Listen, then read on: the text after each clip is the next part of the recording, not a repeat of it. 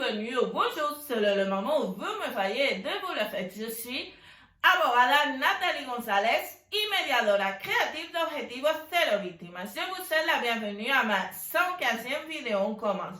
Je continue avec la violence exercée par les nouvelles technologies. Dans la vidéo d'aujourd'hui, je vais vous parler de violence de couple et des nouvelles technologies.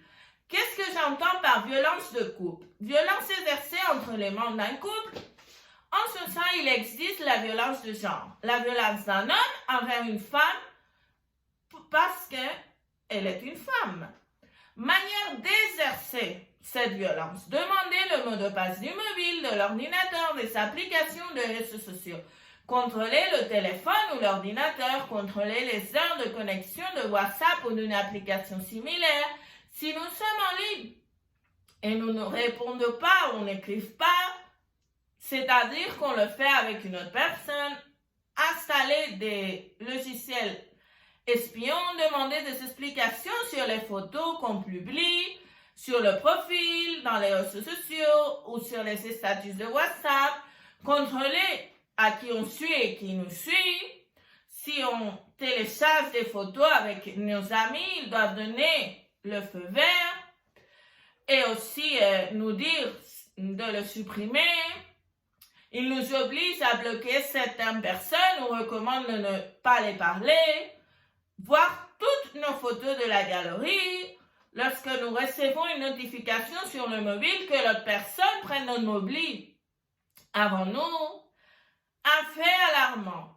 Un jeune sur 3, entre 15 et 19 ans, juge acceptable de contrôler le téléphone, de demander le mot de passe, etc. Pourquoi je vous dis toujours que nous ne devrons jamais être contrôlés par nos téléphones portables, nos horaires ou nos compagnies? Parce que même si on est avec une personne, cette personne fait partie de notre vie, pas de toute notre vie. Et bien sûr, notre vie ne devrait pas tourner autour de cette personne. De même, si une personne veut exercer ce contrôle sur nous, elle ne nous aime pas.